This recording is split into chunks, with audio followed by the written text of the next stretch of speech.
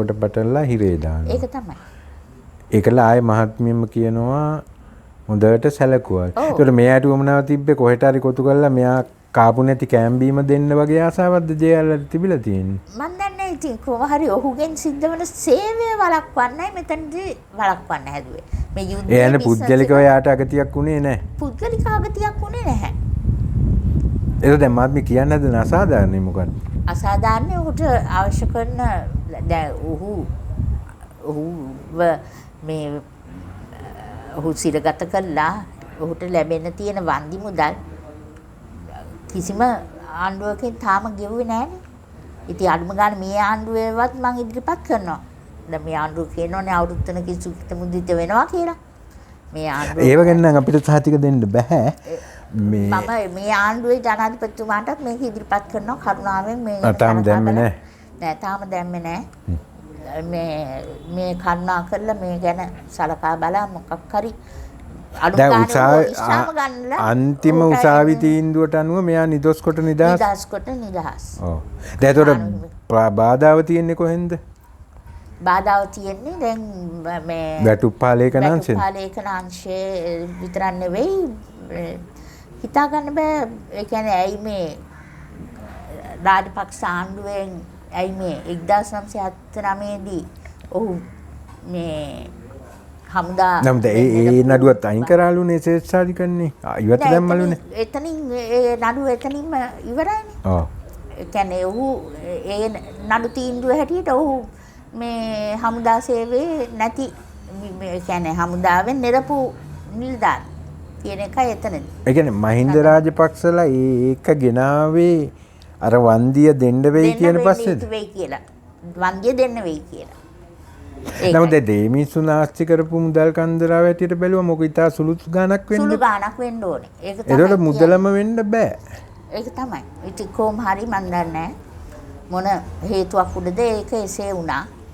ඉතින් දැන් මෛත්‍රීපාල මහ ජනාධිපතිතුමා හිටපු ජනාධිපතිනි චන්ද්‍රිකා කුමාරතුංග මැතිණිය ඒ අය කියන පරිදි දෙන්න ඕනේ. ඉතින් කවදා හෝ ඒ කියන්නේ අඩුම ගානේ මුදල් නැතත් මට ඔහුගේ කීර්ති නාමයට වෙච්ච හානිය සහ ඌ දැන් දැන් ලැබුණත් වැන්දඹු අනද්දරුනේ නීතිය අම්මා ජීවිතුන් අත නෑ නේද? නෑ. ඒතර ඕක ලැබෙන්නේ නැහැ. මොකද අනද්දරු කියන්නේ ආබාධිත ඒ ටිකනේ. ඔව්. ඒතර මහත්මියට ඕක නොලැබෙන්න නීතිමය පොයින්ට් එකක් තියෙනවා. මුදලක් ලැබෙන්න ඕනේ නැහැ. නමුත් තාත්තට වෙච්ච අසාධාරණ පිළිගෙන තාත්තට අවශ්‍ය වුණේ ඔහු නිදොස් සහ නිදහස් වෙච්ච ඔහු හමුදාව වෙනුවෙන් කීර්තිමත් සේවයක් කළ ඔහුගේ නිලතල ඒ විදිහට ලබා දෙන්න ඕනේ. වන්දි මුදල නෙමෙයි මම ඉල්ලන්නේ. වන්දි මුදල කොහොමද ලැබෙන්නේ කියන ඉඩක් නැහැ. දැන් ඔහු මිය ගොස් අවුරුදු 5ක් වෙනවා මම ඌව බොහොම හොඳින් දැක බලාගත්තා. කාගෙටවත් එතකොට මහත්මිය දැන් අම්මා කොයි කාලේ නැති උනේ? ඒ 2019 අම්මා තමයි ඉස්සෙල්ලාම ලෙඩ වුණේ ඇත්තටම. අම්මා ලෙඩ වෙනවා ජුනි මාස 2 වෙනිදා 2019 දී. ඒක දරා ගන්න බැරුව තමයි තාත්තට heart attack එකක් ආවේ. තාත්තා මිය ගියා අම්මට ඉස්සෙල්ලා. ඊට මාසයකට පස්සේ ඒ කියන්නේ එක ළඟ මලකෙවල් දෙකක්. එක ළඟ මලකෙවල් දෙකක්. එක ළඟ මලකෙවල් දෙකක්. වෙන සහෝදර සහෝදරියෝ නැහැ කිව්වා. මම විතරයි. ඒතකොට ඒ තත්ත්වයට කොහොමද මුහුණ දුන්නේ කාන්තාවක් විදියට? මෙහෙමයි මම හොඳට ධර්මයේ දන්න කෙනෙක්. මම දහම් පාසලේ උගන්වමින් නෑ මානසිකව නෙවෙයි දැන් භෞතිකව මලකෙවල් දෙකක් කරන්න ඕන ආදී ප්‍රායෝගික ගැටලු මට ඉන්න සහෝදරියෝ වගේ යාළුවෝ 5 දෙනෙක්. රටවල් වල දෙන්නෙක් ඉන්නවා මේ රටේ ඉන්නවා 4 දෙනෙක්. ඒගොල්ලෝ ඔක්කොම එකතු වුණා. ඒ කටයුතු කරන්න සහ ගමේ අය කවදත් ඒගොල්ලන් තමයි මට අනුග්‍රහය දුන්නේ. ඇඳුම් පැළඳුම් වලින් පවා ඒගොල්ලන් මට කිසිම අඩුපාඩුවක් වෙන්න කියන්නේ නැහැ. මං ගැන හොඳට දෙමළ ජනතාවද සිංහලයිද? සිංහල බෞද්ධ මත් එක්ක එකට ඉස්කෝලේ කාලේ ඉඳලා එකට හිටපු සහෝදරවරු වගේ යාළුවෝ 5 දෙනෙක් ඉන්නවා. දෙන්නෙක් ඉන්නේ රටවල් වල. ඉතින් මගේ දුවත් ඒ වෙලාවේ මට දුවෙක් ඉන්නවා. ඔව් එයා MS එකේ සීනියර් ෆැෂන් ඩිසයිනර් කෙනෙක් හැටියට ඒ කාලේ සේවය කරේ. ඉතින් එයාත් සල්ලි දාලා ඉතින් අපි කටයුතු ඔක්කොම කරගත්තා. ඒතකොට දුක දරාගත්තේ ධර්මයෙන්. ධර්මයෙන්. දුක දරාගත්තේ ධර්මයෙන්. ධර්මය හොඳට තේරුම් ගන්න හිටින්දා. ඉතින් අපි කවදත් කොහොමද තාත්තා හොඳ බෞද්ධයෙක් දෙන්නම. ඉතින් පිරිත් අහමින් බොහොම සන්තෝෂයෙන් හිටපු දෙන්නේ. ඉතින් අපි කවදත් මරණයට ගැන කතා කරා. මරණයක් වුණාම දුක් වෙන්න එපා. දවසින් සිද්ධ කරන්න තියාගන්න එපා. ඒ වගේ. ඉතින් ඒක දවසින් තමයි දැන් ඔය තාත්තගේ අම්මගේ මරණ දෙකම කරේ එක දවසින්. එතකොට දැන් ඕක මේ එතෙක් මෙතෙක් ආපු අනුර කුමාරට හැර අනික් සියලු ජනාධිපතිවන්ට ඉදිරිපත් කරා. ඉදිරිපත් කරලා තියෙන්නේ. චන්ද්‍රිකා නෝනාගෙන් හැර මොකක්වත් සහන්දායි දෙයක් ආවෙත් නැහැ නේ. නෑ. දැන් මේ තියෙන්නේ ඩියු. හරි ඕක අපි මොකක් හරි ක්‍රමයකට දාමු. ඔව්. පුද්ගලික අවිශ්වාසයක් නැහැ. අපි මිනිස්සුන්ට බලන්න එක දාමු. ඔව්. එතකොට දැන් මටත් තියෙන ප්‍රශ්නේ ඒතකොට දැන් මෙයාගේ පිටිපස්සේ පැන්නුවේ කර්මයක්ද? එතකොට දැන් ගොඩාක් ඒ කියන්නේ තර්කානුකූල බවක් නැහැ ඕක ඇතුලේ. මේකයි හැබැයි ජීවිතේ රැකුණා කියන එකට මං ස්තුතිවන්ත වෙනවා. ඉලේ දමලා හරි. ඔහුට හොඳින් ආරක්ෂා. දැන් කොහමද මේ දෙවනි ගැමුණු හේවා බලෑනිය කියන්නේ ෆයිටිං යුනිට් එකක් නෙවෙයිනේ. ෆයිටිං යුනිට් එකක්. නෑ වොලන්ටියර් යුනිට් එකක්. වොලන්ටියර් යුනිට් එකක් වුණාට සක්‍රීය සේවයේ සක්‍රීය සේවයේ තමයි හැමෝම. දෙවනි ගැමුණු හේවා බලෑනියේ කෙනෙක් යුද්ධෙදි මැරෙන්න තියෙන ඉඩ හරි අඩුයි සාපේක්ෂව. අනුකණ්ඩ පිහිටලා තිබුණා. මුලතිව් පලාලි මුලතිව් 96 ගහද්දී ගැමුණු හේවා යුනිට් එකක් තිබ්බේ නෑනේ. තිබ්බා. මොකක්ද? පෙන්නන්න. තියෙන දැන තියෙනවා. මගේ දෙවනි ගැමුණු හේවා තිබ්බේ නෑ. තියෙනවා. මුලතිව් 96 ජූලි මාසේ ගහද්දී. ඔමින් මම පෙන්නන්න. එතන හිටියේ සිංහ විජයබා ඔමින් මම වාට කියන්නේ අනුකණ්ඩ පිහිටලා තිබුණ තැන. නෑ එච්චර ඕනේ නෑ 96 මුලතිව් කඳවුර වැටෙද්දි ගැමුණු දෙවනි ගැමුණු වෙනවා බලෑනිය මුලතිව් හිටියද කියන්නේ. ඔමින් දැන් මගේ තාත්තා ඇත්තටම ජනාධිපතිගේ අණ නොතකා ගිය අවස්ථාවල් තියෙනවා ඒ යුනිට් වලට. මොකද කොබ්බකඩුව මහත්තයාට අන්තික එයාගේ ඉල්ලීමයි ඒ වගේම එයාගේ බෑකප් ට්‍රූප්ස් වල යෑමටයි. මෙන්න මම පෙන්නන්න මැප් එකක් තිබුණා තාත්තගේ ට්‍රූප්ස් තියෙන.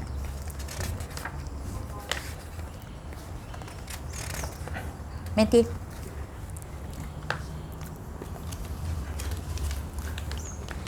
අපේ ට්‍රූප්ස් තියෙන තැන්.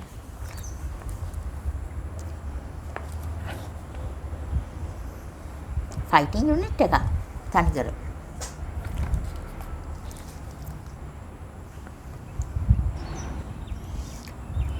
දැන් මේ කොයි කාලේ 85 87 කාලේ මුලතිව් ගැහුවේ 96 ජූලි 17. මම ඇහුවේ මුලතිව් ගහද්දි දෙවනි ගැමුණු හේවා බලෑනියක් මුලතිව් වල තිබ්බේ නැහැ කියලා. ඉතින් 87 කතාවක් වෙන්නලද? තාත්තගේ කාලේ. නෑ මම කියන්නේ දෙවනි ගැමුණු හේවා බලෑනියටත් කාටත් ආයුධ පුහුණුව දෙනවා. එකම වෙපන් එක එකම මැගසින් ඒක නෙවෙයි මං කියන්නේ. හමුදාවේ බෙදෙන ක්‍රමයක් තියෙනවා. ඉන්ෆැන්ට්‍රි ෆයිටින් යුනිට් කියලා જાතියක් තියෙනවා. ස්පෙෂල් යුනිට් තියෙනවා. නෑ මෙතන තාරකේ මේකයි. දැන් ඔය හිරේ නොදැම්මත්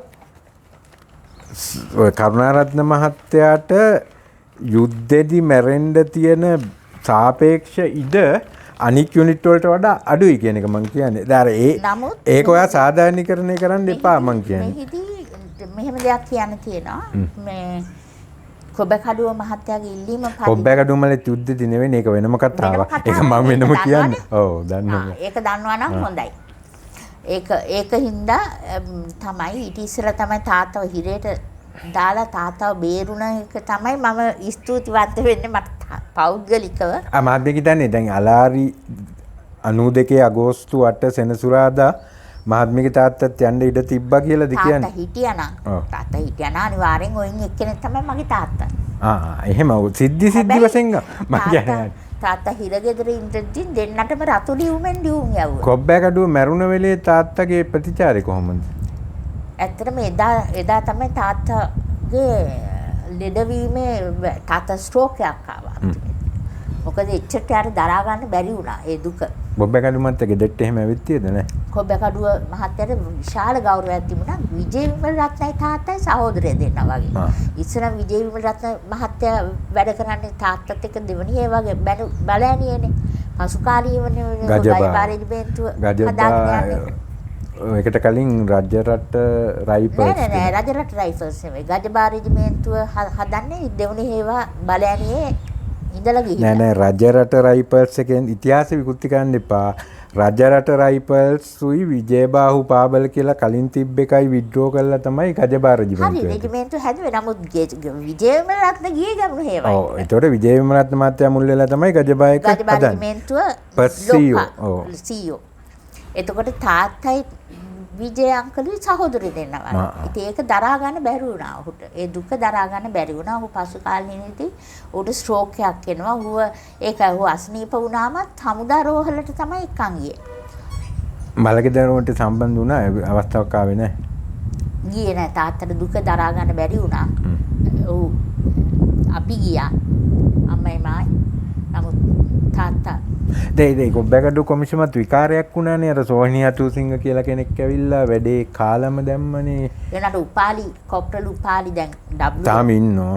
එයා කොමිසමක් ගානේ පොරොන්දු වුණානේ. සර්ගේ එයා විජේවිමල රත්නගේ බඩිනේ. ජීප් එකේ යටි තමයි බෝම්බේ හයි කරලා තිබුණේ. පාරේ බලලා දාපු මේ පීඩන බෝම්බයක් නෙවෙයි. ඒක ලොකු කතාවක්. ඒක අපි වෙනම කතා කරනවා. ඒක මේ කොමාරි ගොඩක් යුද්ධේ රංජන් විජේරත්න පවා සැක සහිතයි. මරණය මේ වගේ සිද්ධි ඉතිහාසෙ තියෙනවා. ඒතකොට හරි. ඒතකොට දැන් මහත්මිය කියන්නේ කොබ්බෑකඩුවලත් එක්ක සමීපව සිටීමත් මේ කරුණාරත්න මහත්තයා එයාට අවශ්‍ය වුණේ තාත්තගෙන් බෑකප් ට්‍රූප් එක. මොකද බෑකප් වලින් පිටිපස්සෙන් ගහන්නේ නැහැ කොටියා. ගැමුණු හේවා බලෑනිය සහ මේ පියා හිටියන. නෑ ඒක පිළිගන්න බෑ. නෑ එහෙම ගියා. ඉතින් ඒ හින්දා තමයි නෑ කොටි එහෙම මෙහෙමයි. මොනරු ගහන් යන්නේ නෑනේ ගැමුණු ඒවා බලන්නේ යුද්ධයට යද්දී. දැන් එහෙම කියනවනේ ඒක යුද්ධ ඉතිහාස ගැමුණු ඒවා බලන්නේ මණ්ඩති වලේම කැම්ප් පිටින් ගැලෙව්වා. හරි. මං කියන්නේ පියාට නෑ එහෙම පර්සනල් ඇති එහෙම යුනිට් තෝරලා ගහන්නේ නෑ කොටි.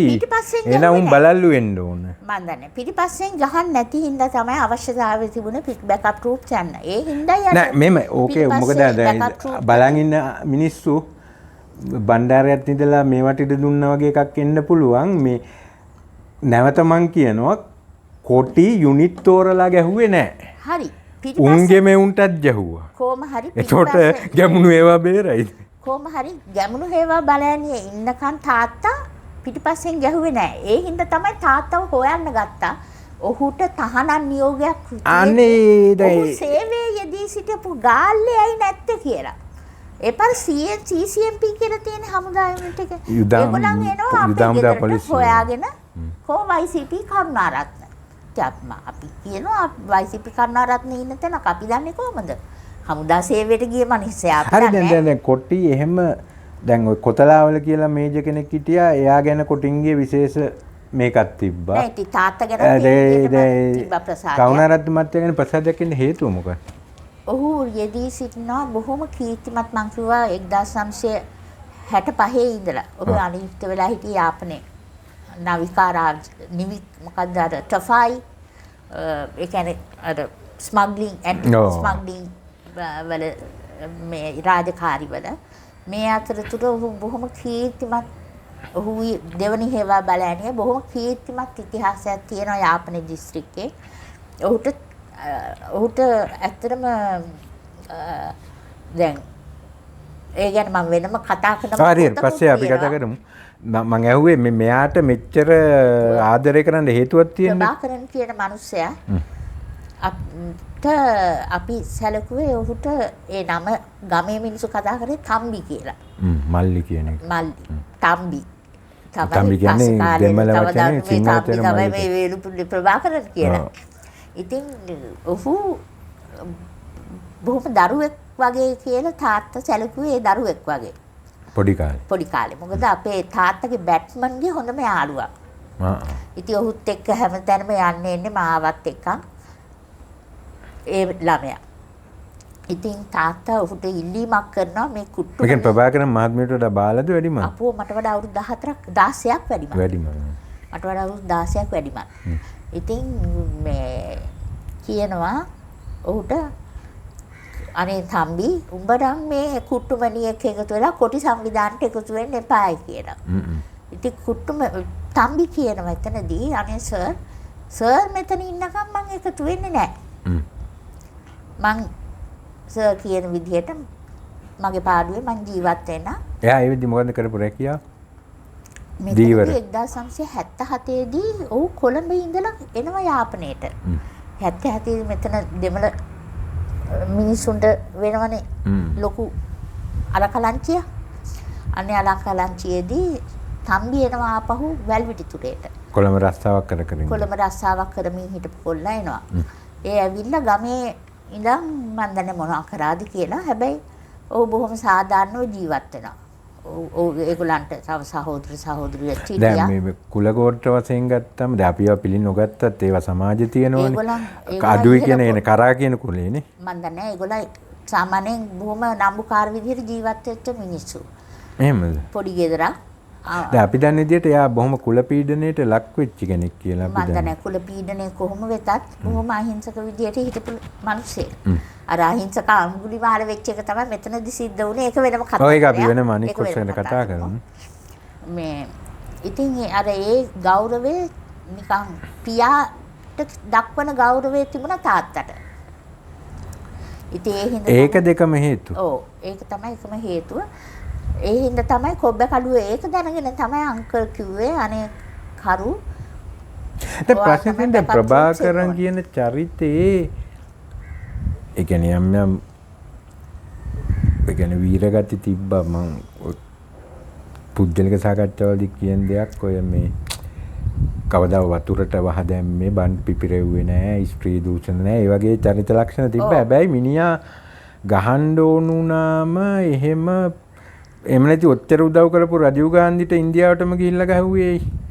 මන් දන්නේ ඒවට කාරණා නම් මන් දන්නේ නෑ මං අහන්නේ මහත්මියගේ පියාගේ යුනිට් එකට ගහන්න එපා කියලා නියෝගයක් දෙන්නයි අච්චර අවදානමක් අරන් ගිහිල්ලා ඉන්දියාවට ගිහිල්ලා රජීව් ගාන්ධිට ගහන්නයි එක මිනිහාගේ තීන්දුව. මේ තර්කෙත් නම් මන් දන්නේ කොහොම පිළිතුරු දෙන්නද කියලා. හරි මහත්මිය දන්න විදියට තාත්තා මරණයට ප්‍රභාකරන් අකමැති. අකමැති. බොහොම ගෞරවයෙන් සැලකුවේ. ඒ වගේම ඇත්තටම ඒක වෙනම කතන්දරයකදී මං කියන්න. මට නෑ මහත්මියගේ අදහස ඒක නම් ඒකත් එක්ක එල්ලිලා තර්ක කළා වැඩක් නෑනේ. මහත්මිය දන්න දෙන්නේ මහත්මිය. මට පවා මං ගැන පවා කියලා තිබුණේ මට ඕනම රටේ ඕනම තැනකට ගියොත් කිසිම කරදරයක් වෙන්නේ නෑ. LTT සංවිධානයේ කියන එක මට කියන්න ඕන මෙහෙම දෙයක් එහෙම හේතු උඩ තමයි 2002 දී මම එතකොට රණවිරු සේවා තොරතුරු තාක්ෂණ අංශයේ ජ්‍යෙෂ්ඨ කතිකාචාර්ය විදිහට මම සේවය කරමින් හිටියේදී තමයි සාප සාකච්ඡාවක් ආවේ. කායිද රනිල් කාලේ? රනිල් කාලේ. චන්ද්‍රිකා මැඩම් සාම සාකච්ඡා ගොඩක් ආවනේ. ඔව්. චන්ද්‍රිකා මැඩම්ගේ කාලේ මම කියන්නේ. ඒ කියන්නේ 94 මුල. 2001 චන්ද්‍රිකා ජනාධිපති රනිල් අගමැති. කියන්නේ කරුණ කැඩිච්ච කාලේ. අන්න හරි. ඒ කාලේ. මට තමයි යන්න උනේ ඇත්තටම හමුදාවෙන් මේක සාකච්ඡා කරන්න මේක ෆීසිබල්ද කියලා බලන්න. මේ සාමය කියන එක අවංකවම මේ පැත්තෙන් වෙනවද කියලා බලන්න මට තමයි යන්න උනේ. මම තනියම ගියේ නෑ. මගේ දුවවත් එක්ක ගියේ පටිට එකම දුවයි. කොහෙද යාපේ? මං ගියේ තිරුකුණාමලට. ගිහිල්ලා එතනින් තමයි වනිකැලේට ගියේ. ගිහිල්ලා හම්බ වෙලා සාකච්ඡා කරලා එතනදී අපි දැනගත්ත ඇත්තටම ෆීසිබලි කරන්න තිබුණා. හැබැයි ඒක රනිල් කකුලෙන් ඇද්දා. ඒක රනිල් තනිකර කඩා කප්පල් කරා. ඒ මහත්මිය ගතතනෝ රනිල් අවංකව සාමිට පෙනී හිටියා නෙවෙයි. නෑ. ඒකෙන් තමයි කඩා වැටුනේ. ඒ රනිල් එතන උපායශීලීව සාමයෙන් යුද්ධය ජය ගැනීමේ අරමුණකද හිටියේ. ඔහුගේ ව්‍යාජ චරිතයක් තිබුණේ. ඒ තමයි දැන් කරුණාවත් කැඩෙව්වනේ කොහොම හරි. ඔව්. එතකොට ඒක රනිල්ගේ පැත්තෙන් දකුණේ පැත්තෙන් බලද්දී ඒක බුද්ධිමත් උපායක්ද? මන් දන්නේ මට ඒක කියන්න තේරෙන්නේ නැහැ. උච්චර මං ඇනලයිස් කරලා නැහැ. මට කියන්න තියෙන්නේ ඒක රනිල් තමයි ඒක කඩා කප්පල් කරේ. එතනදී 2002 දී අපිට ඇත්තටම හිටියා නම් අපිට මේ මෙච්චර විනාශයක් වෙන්නේ නැහැ. බලන්න අවුරුදු 30ක යුද්ධයක් ගියා. මොන තරම් විනාශයක්ද සිද්ධ වුණේ මනුෂ්‍ය ජීවිත, දේපල හානිය, මුදල්. ඔව් ඒකට අපි කෙලින්ම එකෙන්ම එක ගයි. ඒ කියන්නේ දෙමළ මිනිස්සුන් ওই තත්ත්වයට පත් නොකළ යුතුව තිබුණා පැහැදිලිව. මේ ගැන තර්කයක් නැහැ. හැබැයි ප්‍රභාකරනුත් පිරිත් නූල් බෙද බෙද පිරිත් පැන් බිව්ව කෙනෙක් නෙවෙයි. නෑ. අන්තිමට පිස්සේ. ඇත්තටම කියනවා නම් තනිකර අර වියරු වැටිච්චම අඟුලිමාල කෙනෙක් තමයි අන්තිමට. එතකොට දැන් මේ ඩයස්පෝරාව නැවතලා හැත්ති වෙන්නේ මොකේටද? ඩයස්පෝරා කියන වචනේ තේරුණා විදේශගත කියන්නේ එමනේ දැන් දෙමළ සිංහල කියලා බෙදලා තියෙනවනේ. දෙමළ ඩයස්පෝරාව කියන එක මෙහෙමයි සම්බන්ධතාවය ඇතිනේ මං හිතන්නේ. සම්බන්ධතාවය තියෙන මගේ බැච්මේට්ස්ලා දෙන්නෙක් ඉන්නවා. ඒ දෙන්න බොහොම ප්‍රබල විශ්ව මේ ඩයස්පෝරාවත් එක්ක බැඳිච්ච අය. ඉතින් ඒගොල්ලන්ගේ චේතනාව තියෙන්නේ කවදා හරි ඒගොල්ලන්ට නිදහසේ නිවහල්ව අර ජීවිතයක් ගත කිරීමට. දැන් තාම ඒක නැද්ද? ඒගොල්ලන්ගේ ඒ කායන බලාපොරොත්තු මේ දූපත ඒගොල්ලන්ට හරිම ආදරය කරන මේ දිවයිනක් මේ ලංකාව කියන්නේ. ඒගොල්ලන්ට නිදහසේ නිවහල්ව ජීවත් වෙන පරිසරයක් තියෙන්න ඕනි කියන එක. දැන් මෙහෙමනේ ඔය රටේ ඉන්න සිංහලෙවුන්ගේයි දෙමළුන්ගේයි ඔක්කොගේම තියෙන ප්‍රශ්නේ තමයි උන් සියල්ල ප්‍රාර්ථනා කරන්නේ එහෙ ඉඳන්. ඔව්. ඉතින් නිවහල් හරි වහල් හරි හදාගන්න මේ පොළොවේ ඇවිල්ලා ඉන්න එපා. ඒගොල්ලෝ එනවා.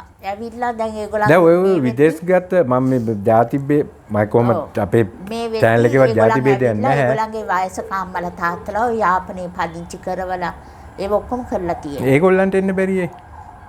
ඒගොල්ලන් මම හිතන්නේ අර මුදල් උපයන්නේ රටේනේ. දැන් මෙහෙදී ඒගොල්ලන්ට සමාජ අසාධාරණ ගොඩක් සිද්ධ වෙලා ගියේ. ඔය ඒකට එකඟයි.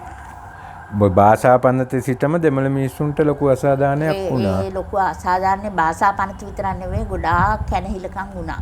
ඒක මම වෙනම කතා කරන්නම් වෙනම දවසක. ඒක අපිත් වෙන වෙන වෙදිත් කතා කරනවා. ප්‍රශ්නේ ඔය දෙමළ සිංහල සමෝටම රට ඉන්න බහුතරයකට තියෙන්නේ මේ නිකන් එයාලා රට ඉඳන් සැප විඳින්නම් උඹලා මේක හදලා තියපල්ලා වගේ එකක්. ඇවිල්ලා මැරිලා යන්න. දැන් ඒක පට්ට අවුල්. දැන් ආයේ ඒ කියන්නේ ඇත්තටම මම දෙමළ සිංහල ભેදකින් තොරව කියන්නේ.